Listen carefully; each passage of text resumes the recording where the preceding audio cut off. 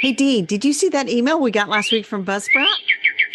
I did. The one about how last week's episode was our 250th. That Wow. one. Can you believe it? 250. Not really. I'm so excited. Well, why don't you start us on number 251? I will. Welcome to the Garden Angelist, where we talk about flowers, veggies, and all the best dirt. I'm Dee Nash from Guthrie, Oklahoma, where I garden about 1.5 acres out of 7.5 acres in the country. And I'm Carol Michael from Indianapolis, Indiana. I have a suburban garden measured in square feet. It is about 1/3 of an acre. We call ourselves Garden Angelists because we are evangelists for gardening. We love gardening and we want you to love it too. Yes, we do. And we aren't afraid to spill the beans and tell all of our gardening secrets, the good, the bad, and even the ugly. And that's enough of who, what, when, where. Let's move on to this week's episode. Hello, Dee. Hello, Carol. How does your garden grow this week? My garden grows pretty much without me this past week because I was busy. Yeah. What were you doing? My sisters who still work do not like to hear that I, a retired person, and are so busy. But but you are busy. But I helped my sister and my other sisters. We did a baby shower for my nephew's wife who's expecting a baby in October. And it was very lovely. It was at my sister's condo clubhouse. And we had good food and lots of friends and family there celebrating the mother-to-be. This will be her second. Her oldest will be 10 when the baby's born. So that's kind of... Oh, wow. This is a big new thing for their family. Yay. So I brought the flowers to kind of put around on different places. And I brought zinnias. And then I picked some surprise lilies because I thought, well, nothing more surprising than this baby. And then I have some beautiful limelight hydrangeas, just so big, and they're blocking my gate again as they do. So I picked a bunch of those. So anyway, and then the gift that I got, this is hilarious because she was registered on the Amazon, and I went out there and she had this big blanket throw thing that she put on the floor that was shaped like a giant leaf. Oh, how fun. And so I saw that on it. I immediately, that is what I bought for the gift. And it was so funny because the 10-year-old has one of those baby dolls that's like, looks real, creepy real. Yeah. Anyway, so she threw that on the floor and they laid that Elliot, the fake baby, on it to test it out. So it was very cute. Oh, that is cool. I think we might need to link to that. Okay, we'll link to the giant leaf. Anyway, because somebody's going to ask. Yeah, I'll remember in the show notes to put the giant leaf out there. So, out in the vegetable garden, tons of cherry tomatoes, tons of green beans, still getting squash, cucumbers. I believe that his raccoons have eaten almost every single big tomato. I mean, and they are eating them green. It's not like, it's starting to turn pink. I'll pick it, put it on the kitchen counter. Right. They're getting the green ones. Anything that's like below 18 inches. So that's where I'm like, it's got to be those raccoons.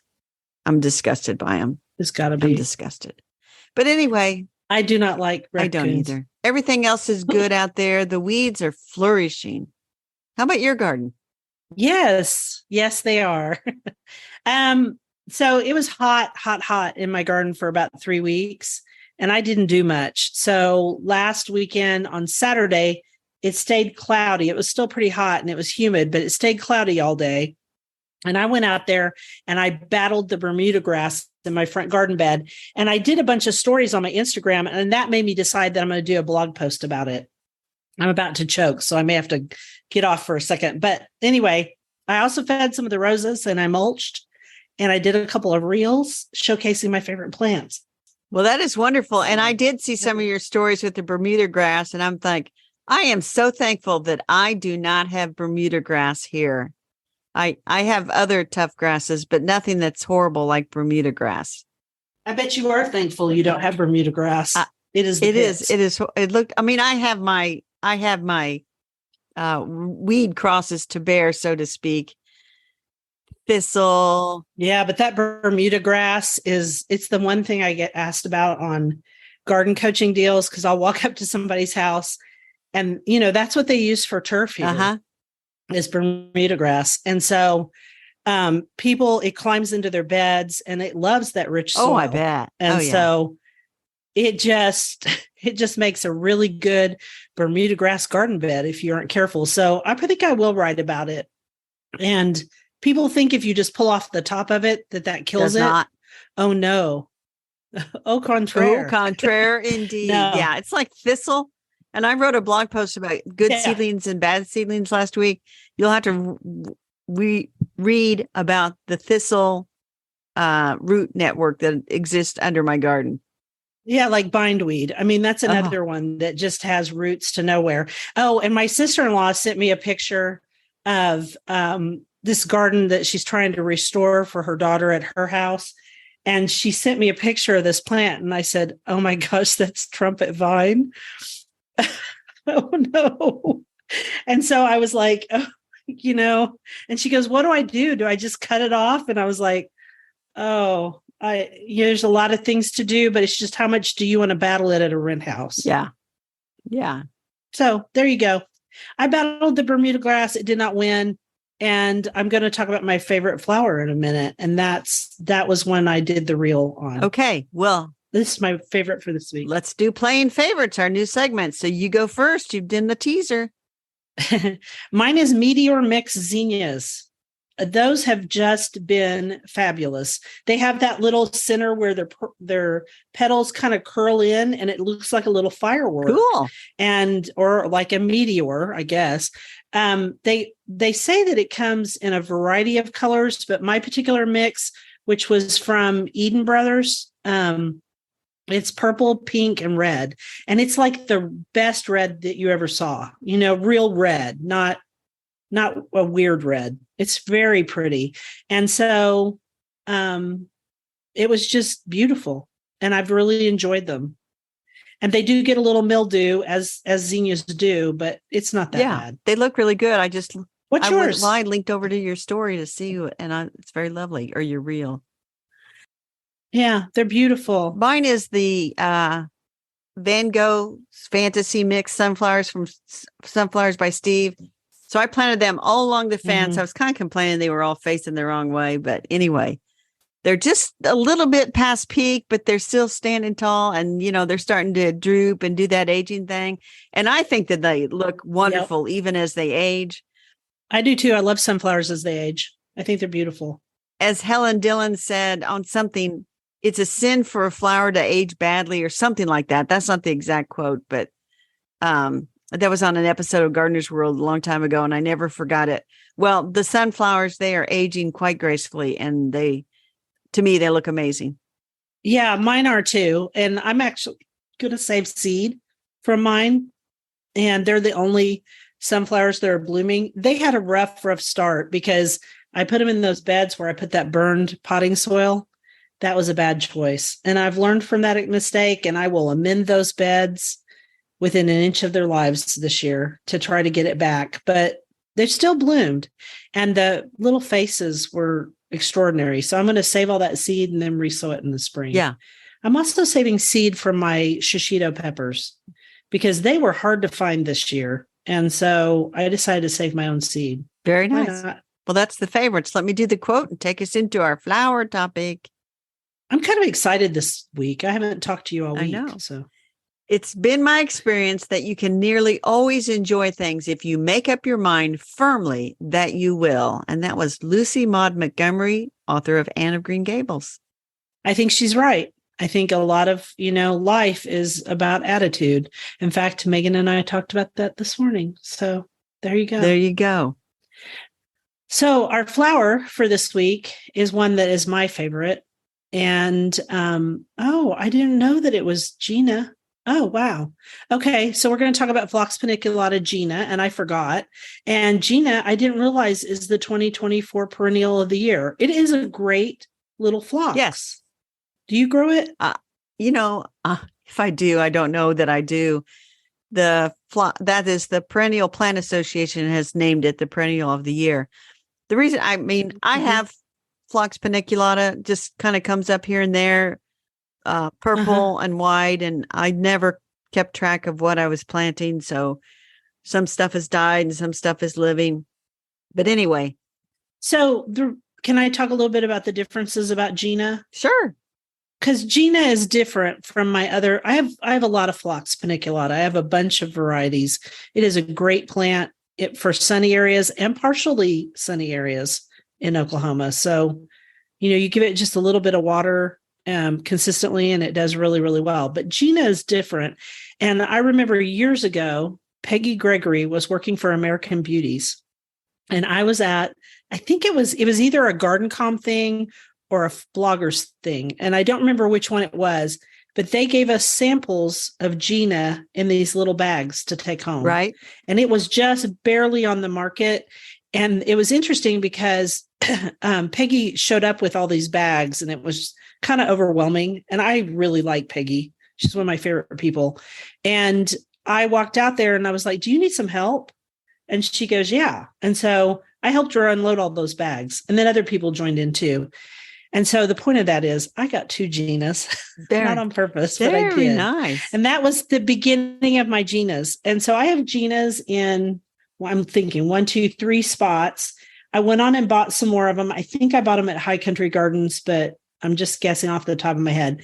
I will say they are very slow to start.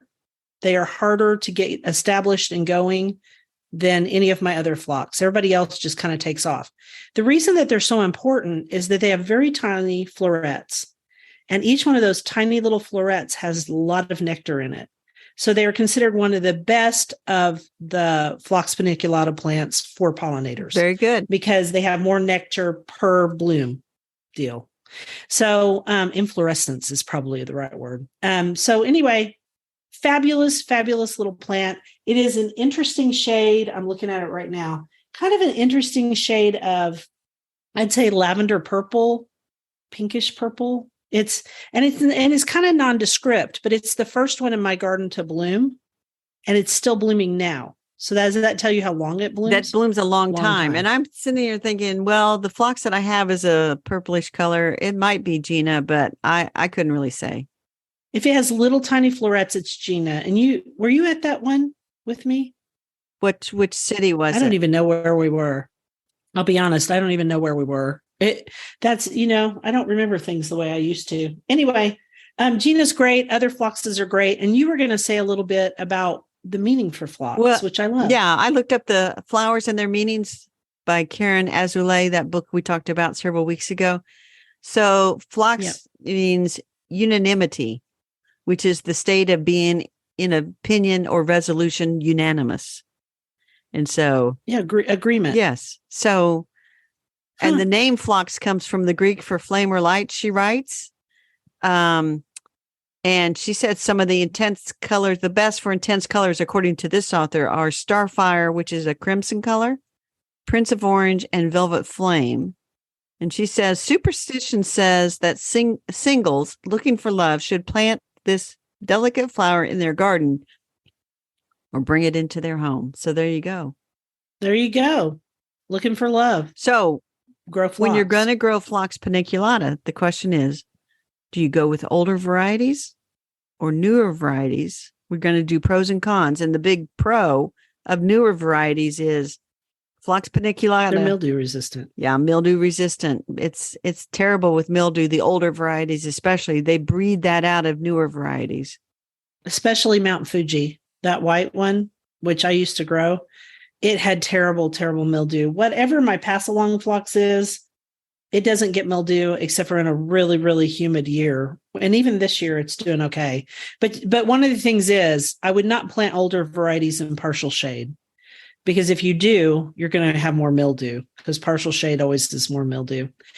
Another big pro to the newer varieties, I think, is that they don't spread as much. Older varieties, they really spread in good garden soil. And I give away some of my pass-along phlox every year in the spring. I just take up big hunks of it and I go and I put it by my mailbox and people take it away. And I just let them know online. And so that's one. And John Fanick is a variety that is named after a horticulturist. And it took me a long time to get it. And I put it in a bed that it's on the east side, but it has a lot of clay. Improved clay, but it's clay, and it's done really well there. And it has spread, but not too much. But I have heard that John Fanick spreads a lot from several people, and that the pass-along varieties spread a lot, which explains why they're pass-alongs. Exactly. So if you buy a newer variety, they aren't as bad about that. One con to the newer varieties is some of them may not be big nectar plants. Right.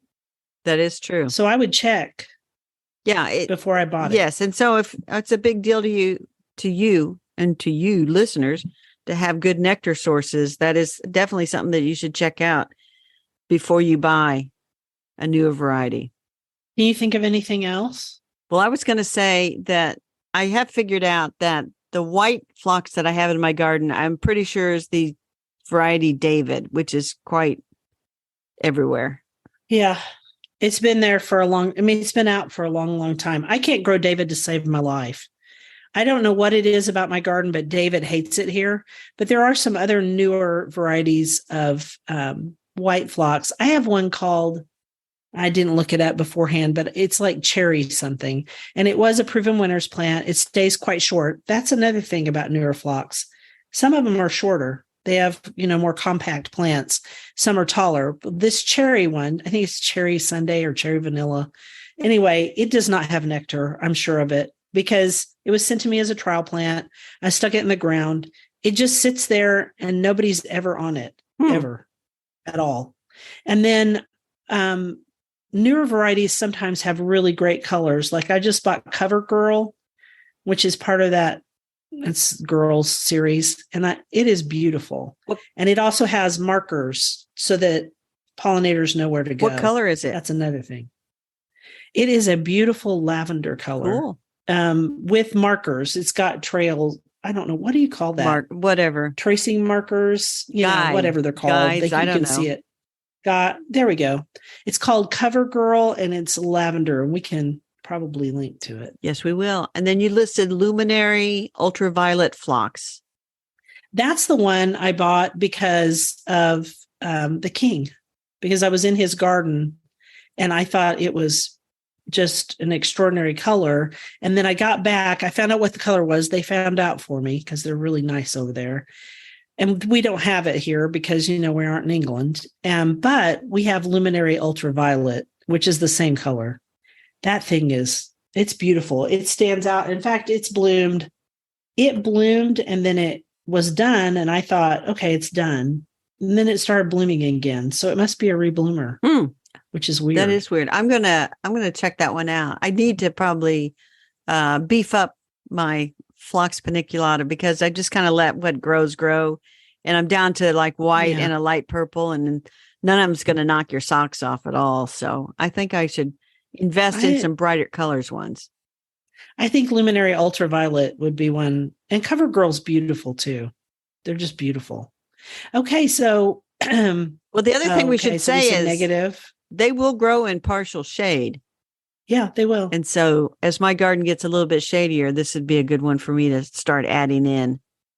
Mine definitely grow in partial shade just fine. And the pollinators find them there too. So I did a piece on one of my phloxes. I did a little reel on it last week and people were really surprised. I didn't know that people didn't know about the guides to get to the flowers. And Bright Eyes is a great example of that. So it's an older variety, but it does really well. Oh, and another thing, you can Chelsea chop phlox. So if you have your phlox at the beginning of the season and you don't want it to get too tall, it's one of the taller varieties, go ahead and Chelsea chop it because it'll do just fine. I have some Bright Eyes around one of my roses and the Bright Eyes tries to take over every year. So I Chelsea chop it way back. Now, sometimes it'll stop it from blooming as early, but once it starts, it just blooms like crazy. So there you go. Very nice. Hit that next quote. Let's talk about vegetables. There is nothing simpler nor more beautiful than a kitchen garden. St. Ignatius. I love that. Yes. That would be good on a pillow. So we are going to talk about Creative Vegetable Gardening by Joy Larkcom. And I really liked this book a lot. And you got yours from the library. And I said, oh, that is in my personal library. And I don't know when I got this. But here's the thing about it. It was first published in 1997. The version I'm holding, I think, came out in 2008 on paperback. And the thing that somebody blurbed on the front cover was that Joy is the undisputed queen of vegetable gardening. Yeah, and then here on my version, it says Larkcom is a marvelous grower and writer and so inspirational. And this was Monty Don in the Daily Mail. So that's why I picked it up at the library. I thought, well, if Monty Don thinks she's a good vegetable grower, then she probably is, because that he loves flowers, but he loves his vegetable garden. We'll talk about this book in a minute, but let's talk about Joy for a little bit longer. Okay. So I found out that she is so important in the history of British garden writing and vegetable gardening. Really? She's gotten she's got lifetime awards.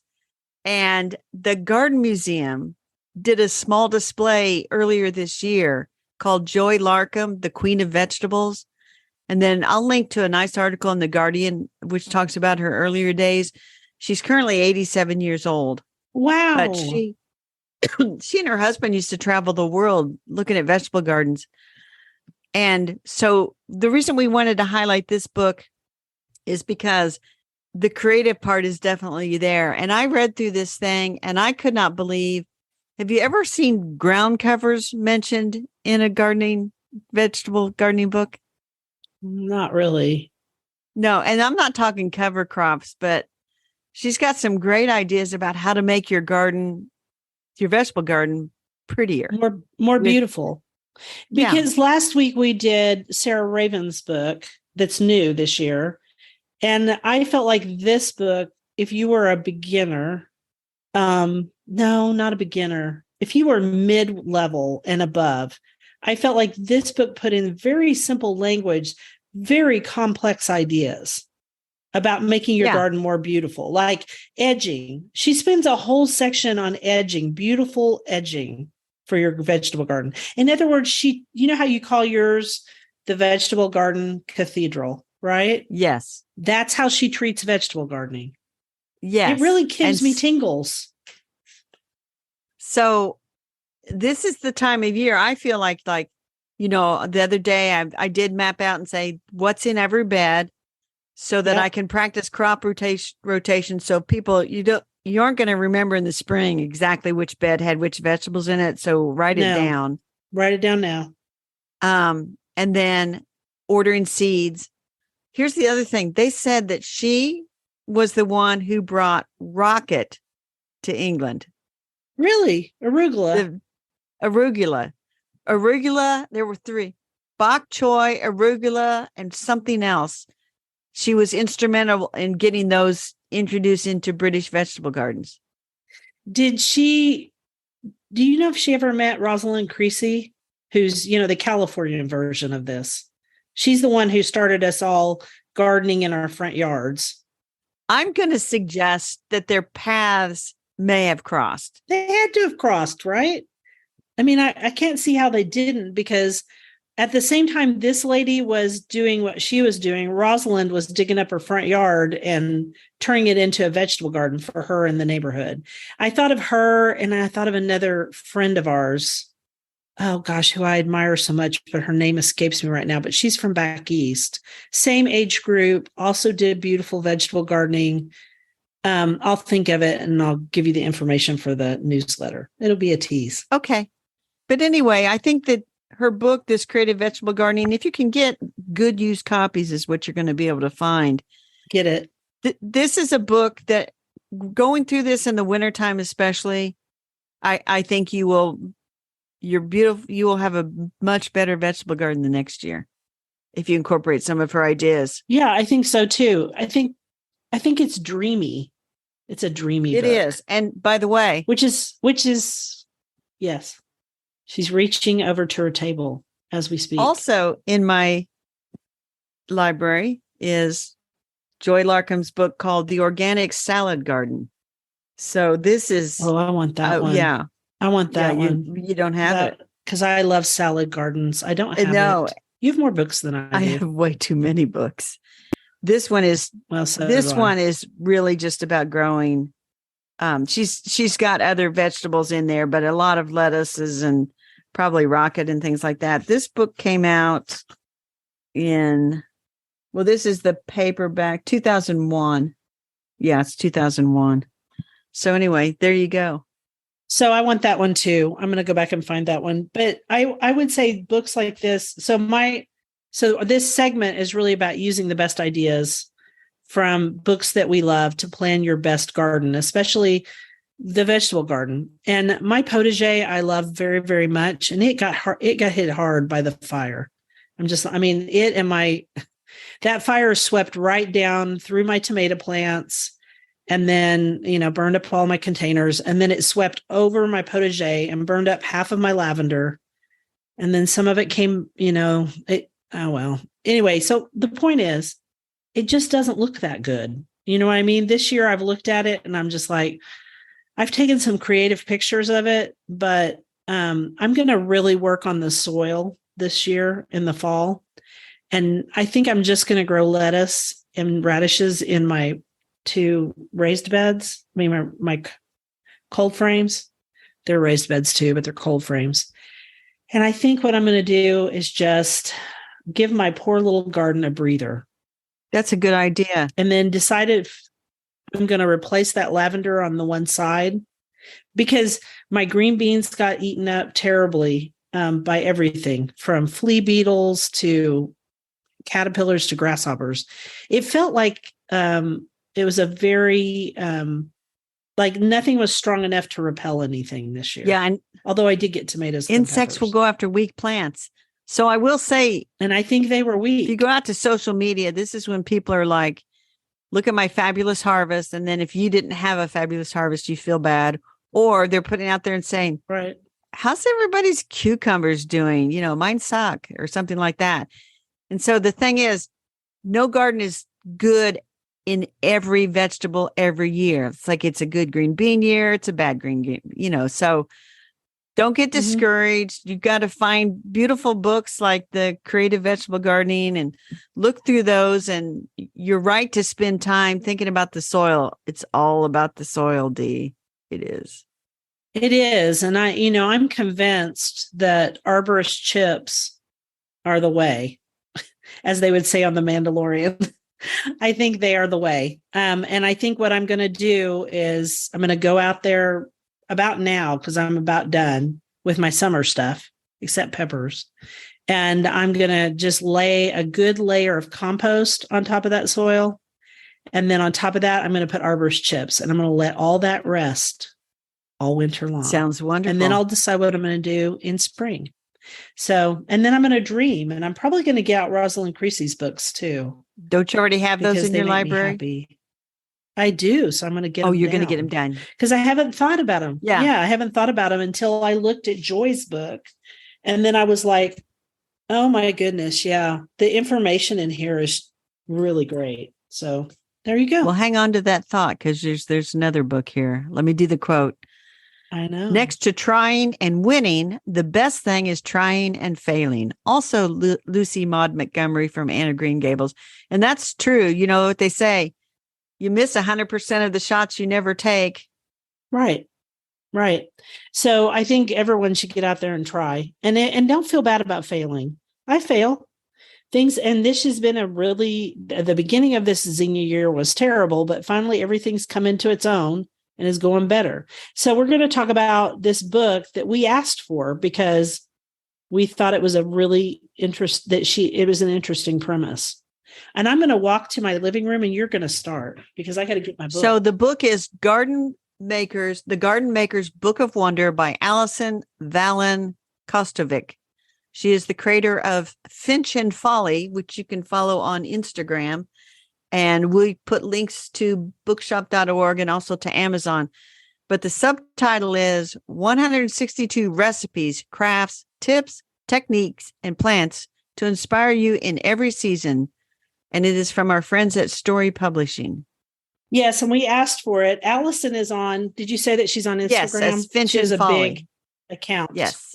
Yeah, she has a big account on Instagram, which is probably how she ended up, getting the opportunity to write this book. And that's good because she knows what she's talking about. Yes. And so she lives in Maine. And so when it says through the seasons, it is through 4 seasons: summer, winter, spring, fall.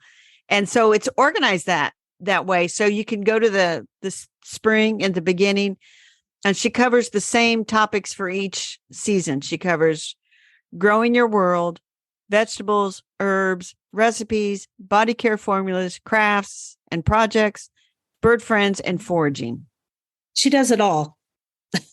But I wanted to read you one little thing that I found that actually relates to what we've been talking about. And it's on page 22. I thought this was really good. It's and let me just say that this is set up as, I'm sure it's set up as little short bits so that people will read it, because people don't have attention span anymore. And also she did Instagram. So she probably took a lot of her ideas from Instagram and then elaborated on them and wrote about them and took more pictures and stuff. Are you ready for my quote? For the quote? Varieties matter. It took me many, many years of growing failures before I realized that when it comes to selecting varieties to grow, I need to read beyond the dreamy seed catalog descriptions. Not all varieties grow well in all hardiness zones. These plants are ones I used to struggle with. After discovering my best variety for my zone, though, they are now some of the most vigorous plants I grow. And I could tell you that, yes, that's true, because one of the things she has in here is lavender. Okay. Yes. Lavender is very hard to grow for almost everybody, unless you live in California or the Mediterranean. And for me, phenomenal lavender, this variety that I have from Bonnie Plants way back when, which I think is September or something. And what's another one? Victoria. Yeah, that's a good one too. But most lavenders do not like my garden. And of all of them, Phenomenal likes it the best because it can handle humidity. And in her case, she has the best success with Hidcote and Munstead. Yeah, two great English lavender varieties. And in my garden, as I said, I have sadly lost the tag for I'll say Phenomenal with a small p. I'll say fabulous, fabulous lavender that's growing out in my vegetable garden. I wish I knew the variety, because that is one to grow. But the person I got it from, she had an herb farm and she trialed like every single lavender variety that she could find. And so those were the ones that grew well in her garden in Indiana. So that's what I did too. I did that post and I trialed 10 lavenders that year. And of those lavenders, I think 4 are left in the garden. One, it's not its fault. It got burned up. I think this book is really good. Yes. And sometimes on new books, I don't feel that way. Especially new books by influencers. But this lady is not just an influencer. No. She knows her stuff. Oh, here's a whole section on viola. Did you see it on page 46? Yes, I did see that on page 46. And her pictures are beautiful. And it's not printed on glossy paper because they're trying to be, sensitive to the environment and all of that. But this picture is beautiful because she has an old-fashioned antique colander in her hand, and she has picked all of these viola blooms. And it's a white colander with purple blooms, and it shows her hands. And she has on a yellow dress. Yeah. So she knows what she's doing in her pictures too. So we know her editor, Carlene Madigan, is the editor. I love Carlene. She's very, very good. We know enough to know certain editors will make an author shine. And Carlene has certainly done her work here to make her shine. There's also a section here, by the way, and she calls it, I should have marked the page instead of I'm like flipping through online here. Where is it? Well, while you're looking for that, I'm going to talk about how she says in another one, be sure to grow a balanced garden, which is what I try to do. A garden that has lots of different things in it, because things go better if you do. And she talks about pollinators. Her information is really, really good. Yes. Yeah. I thought it was good. And of course it is, because Carlene would not let it get through if it wasn't. But this lady also knows her stuff. So I'm just really, really pleased. I am pleased with this book too. Where is it? I was reading it earlier today. I don't know. Why don't you paraphrase it? Well, because I want to make sure I get it right. I don't want to. Here, I'll find it. Is it about herbal stuff? No, it's not about herbal stuff. Hang on a second. I'll tell you here in a minute. Okay, well, I will talk about some of her favorite summer flowers. So she has cosmos. I would have to agree. Although my cosmos, my big tall ones, rubenza, are lying on their side even as we speak because we had a giant storm come through here again last night and they got hit by the wind. That is the only problem with those raised beds that I created that are 4 feet high. Every time a big storm comes in, everything kind of falls over. So I got to go out and prop them back up, but that's just part of it. And then she likes petunias. And of course, this page is just beautiful. And then foxgloves, which I really can't grow very well. Geraniums, which I love. Impatiens. And they actually show a picture of a New Guinea impatiens in the picture. Cleome. And then she said globegilia. I don't grow globegilia. I've never heard of it. I don't know what it is. It looks like globamaranth, but blue. I don't know. Love in a Mist, which is Nigella. So very interesting. Talks about elderflowers. And then we didn't talk about the little crafts. Oh, there's tons of little crafts. So she has a lot of crafts too. But they're crafts people can do. Yeah, and you can do them with your kids. I hate these books that are hard. Yeah. No, these are easy crafts. And she also talks about the garden as being like that other book that we recently did, how it's emotional, and so autumn is a time to reflect and summer is a time to do. It was that book by the guy in England. Anyway, what did you find your thing you were looking for? I did. She has a whole thing and she calls it milk jug winter sewing and about how to do the winter sewing. And she has step-by-step instructions, which are really, really good. She has her favorite flowers to start with the milk jug method, and that's false Queen Anne's lace, which I'm not familiar with. I'll have to look that up. Bells of Ireland, Clarkia, cornflowers, larkspur, love in a mist, poppies, scabiosa, snapdragons, and sweet peas. Okay. I like it. I like it a lot too. So I'm going to use her ideas because I bought sweet peas and a bunch of other hard stuff from Florette, and I made you laugh out loud when you saw my seed list. I got all cocky because my sweet peas did so well this year. So the nice thing is, how we get books and sometimes we're like, our libraries are rather full. Does this one deserve a spot on the shelf? And the answer is yes. The Garden Maker's Book of Wonders by Alison Valen Kostovic. I hope I say that right. And Finch and Folly. I think it deserves a spot on our shelves, and it is one that others should check out as well. And also, I think she deserves a follow on Instagram. Not that she needs another follow, but she does beautiful things. I believe I am following her on Instagram. Me too. All right. Do the next quote. Unfortunately, stupid Instagram only shows you a small portion of the people you follow, but whatever. Yeah. Oh, my quote is a poem. But I cut it to half the poem because I thought it was getting too long. Okay, ready? Yes. It's called Come Rest a While. Come rest a while and let us idly stray in glimmering valleys cool and far away.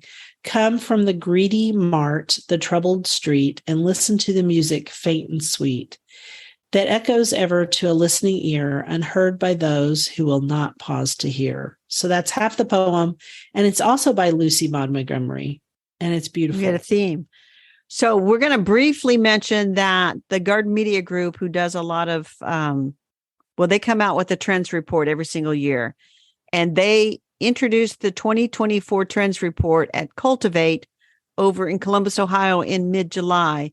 And so they haven't published like their official guide, but the Garden Center magazine and different people are writing about it. So this is just kind of a teaser. We'll talk more about it when they drop the official guide. But there were two things that I read in there and I thought, So they think the color of the year for 2024 is what they call cyber green. What is cyber green? It's a bright lime green. Oh, it's the color of when code back in the old days, I bet, against the black screen. Remember that green color? Is it that color? It could be. To me, it's just like a bright limey green. And then one of the garden trends, and I'm not sure I care much for this trend, is the goth garden. Oh, dark leaves. So yeah. I think that's old. I think you're excited by that. Anyway, we'll put a link to this article so people can kind of read what the trends are, and we'll talk more about them and maybe give our opinions. I mean, okay. I like dark leaves because they help set off other things. Yes, but like cyberlime things. to me, goth stuff is old, but whatever. Okay, well, that's interesting. All right. So you want to do the next quote? There will be disappointments when gardening. The glorious visions that are conjured up when sowing or planting don't always materialize, and the painful memories of failures lurk in my written records. Chamomile path engulfed by chickweed. Cat scratched up lettuce seedlings. First cabbage lost to pigeons. Drought causing slow pumpkin growth. Treviso chicory disappeared. There are bound to be highs and lows. No garden can be beautiful all the time. And that is from Joy Larkcom in Creative Vegetable Gardening. How's that? That's a good one. I don't have a rabbit hole this week. You tell us yours. So my rabbit hole wasn't very deep, but I was scrolling through my Kindle like, what do I read next? And up pops The Solitary Summer by Elizabeth van Arnhem, who's the author of Elizabeth and Her German Garden, which is a famous book. This was written a year later, and it's an afternoon to read. But I pulled out so many interesting quotes about gardening and also just different fun things. And I wrote a post about it, and that was kind of my rabbit hole. And I looked her up a little bit. She was actually born in Australia, and then she married the German count. Oh, yeah. And then they lived between Germany and England. She had 5 kids. So she passed away in 1941. I remember that. So anyway, that was it. I love Elizabeth and Her German Garden, and it doesn't take long to read either. I think you would like The Solitary Summer. I probably would. I might read that. Right now I'm reading a historical mystery, and I just finished A Tree Grows in Brooklyn, which not my favorite book, but I'm glad I read it. Okay, so garden commissions. I will start. I am weeding because we are past the we're past the solstice. Things are growing a little more slowly than they were, which is great. It is not as hot as it was, so my plan is to get out there this week and do a little more, and then mulching wherever I weed. And then I'm going to I think this week, if I get time, and my week is really busy, as you know, because I'm speaking on Thursday night in Tulsa. I think I'm going to rehab that vegetable garden. I think that's what I want to do, actually. I'm going to try to do that first. There you go. It needs it. It's sad and ugly. So I have this dialogue running in my head. One must weed, but one doesn't. But one must, but one doesn't. I feel like I'm Gollum from Lord of the Rings. One must weed. But but one doesn't. But one must. One doesn't. But one is going to lose her vegetable garden to them. Anyway, I'm going to weed, mow, trim, deadhead, sow seeds for purple bunching broccoli, and God willing, I'll pick some big tomatoes that are higher up on the tomato plants that the stupid raccoons can't get. That's my garden week. And garden club this afternoon. Okay. Oh, that's right, because we recorded early. I have someone coming to fix my ice maker this afternoon, you go. Among other things. All right. Well, we want to thank you for listening to The Garden Angelus. I hope you've hit that subscribe button so you don't miss a single episode. We publish every Wednesday at 12 a.m. Eastern Time. And if you listen to Apple Podcasts, we'd love a 5-star review that helps us get noticed by others. Could you also share our podcast with your friends? They don't even have to be gardeners. Word of mouth is still the best way to get the word out there. And be sure and check out our show notes for links for more information about today's topics, plus links to our own websites. And here's the secret. Subscribe to our Substack newsletter, The Garden Angelus, at substack.com, also linked to in our show notes.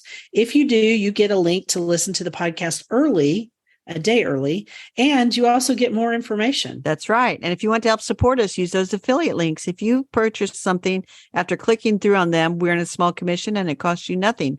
Or you can set up a monthly subscription through Buzzsprout or make a one-time donation through PayPal. And because of our wonderful listeners, this month's Buzzsprout was paid for by them, and we really appreciate it. It was lovely to chat with all of you over the garden gate. Bye until next week. Bye, everybody.